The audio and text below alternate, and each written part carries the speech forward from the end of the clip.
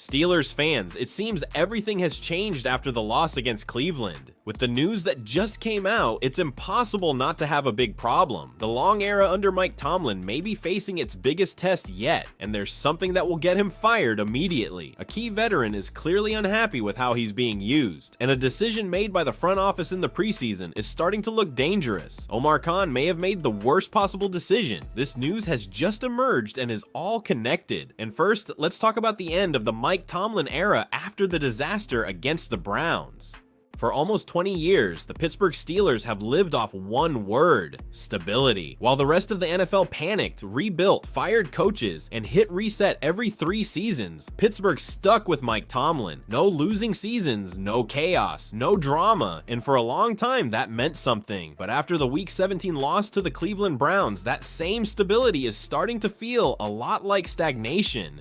That 13-6 loss wasn't just another bad Sunday. It was the kind of game that rips the cover off everything that's been quietly bothering this team for years. Pittsburgh had a chance to lock up the division at home. Instead, the offense went 3 quarters without a touchdown, played scared, played conservative, and looked like a team more worried about avoiding mistakes than winning a division. Even when Aaron Rodgers finally put together a late drive and got them inside the Cleveland 10-yard line, it ended exactly how the night felt. 7 yards short, no finish, no answer. It wasn't bad luck. It was a snapshot of an offense that never looked ready for the moment. That loss dropped the Steelers to 9-7 and turned Week 18 into a pure survival game. Beat the Baltimore Ravens or the season is over. No wildcard safety net, no excuses, win or disappear. And that's where this starts to feel different for Tomlin. The Steelers didn't lose because they were outmatched. They lost because they played not to lose. The defense tightened up as the game went on, but the offense never adjusted. No urgency, no aggression, no willingness to dictate anything. It looked like a team trying to manage the game instead of take it over. Something Steelers fans have seen way too many times in big spots. Now the stakes couldn't be higher. Winner takes the AFC North and the number 4 seed. Loser goes home. And on top of that, Pittsburgh might be without TJ Watt, while Baltimore has questions around Lamar Jackson. This isn't just about talent anymore. This is about coaching nerve, adaptability, and who's willing to push the gas when everything is on the line. Here's the uncomfortable part. Even if the Steelers lose and finish 9-8, Tomlin still keeps his streak alive. Another non-losing season. On paper, that looks fine. In reality, it would be brutal. This roster added Rodgers. It reinforced the defense. The expectations were real. Missing the playoffs after losing to a struggling Browns team at home, then failing again with the season on the line, would feel like the same movie all over again. Steelers fans even have a name for games like this: the Tomlin Special, a flat performance against a team you should beat at the worst possible time. Once is bad luck. When it keeps happening, it becomes a pattern. That's why Week 18 doesn't feel like just another rivalry game. It feels like a referendum, not on Tomlin's legacy, that's secure, but on whether his voice, his style, and his approach still fit where the AFC is headed. And while all eyes are on coaching and playoff pressure, there's another issue quietly boiling over on offense. One of the team's most reliable weapons keeps flashing and then disappearing, and it's getting harder to ignore. If you watched Week 17 closely, you probably asked the same question everyone else did: where was Pat Freiermuth?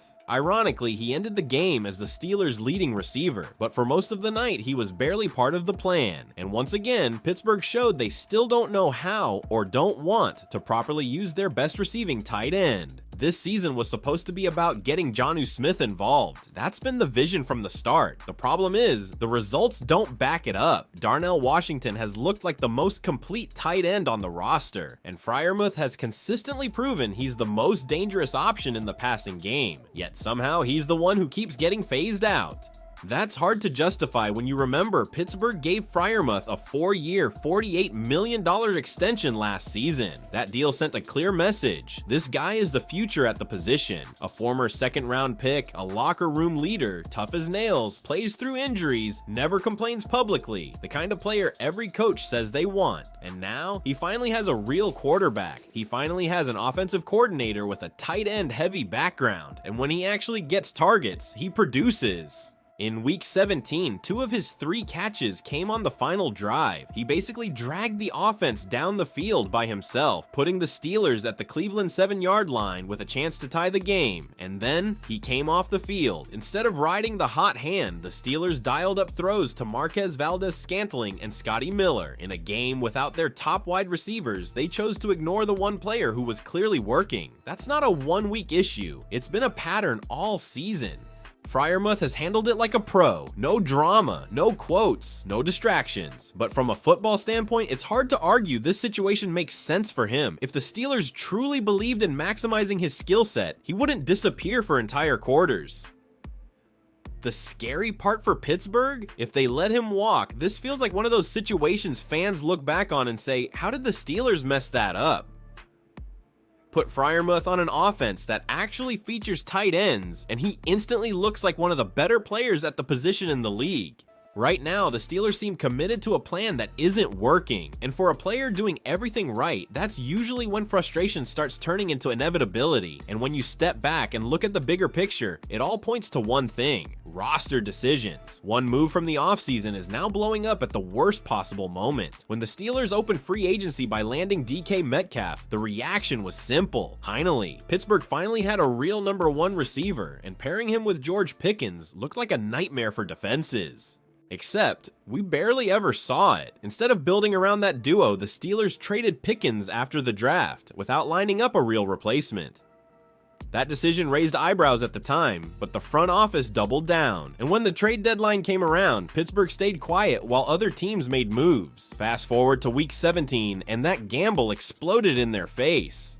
Metcalf was suspended, Calvin Austin III was injured, Roman Wilson wasn't trusted, and suddenly, in a must-win game, the Steelers were lining up with Marquez Valdes-Scantling, Scotty Miller, and Adam Thielen as their primary options. That's not bad luck, that's roster construction. Earlier in the offseason, Omar Khan publicly said the team felt great about the wide receiver room. He talked about chemistry, growth, and how positively things were trending. Those words are now coming back around, and not in a good way. The Steelers built their passing game around Metcalf staying on the field. The moment he wasn't, everything collapsed. And that's the risk of putting all your chips on one player, especially in today's NFL. Yes, Metcalf deserves blame for the suspension, but the front office deserves blame for not protecting the roster against exactly this scenario. You can't go into a season, especially with playoff expectations, one injury or suspension away from desperation throws to practice squad receivers. Now, with the season hanging by a thread and a winner go home game against Baltimore coming up, that decision may cost the Steelers more than just a division title. It could reshape how this front office and this entire era is judged. When you connect all of this, it's hard not to see a pattern: conservative decisions, talent left on the sidelines, and roster bets collapsing under pressure. So here's the real question, Steelers fans. How many times can this repeat before real change happens? If you want to stay on top of everything around this team, hit subscribe and don't miss what's coming next.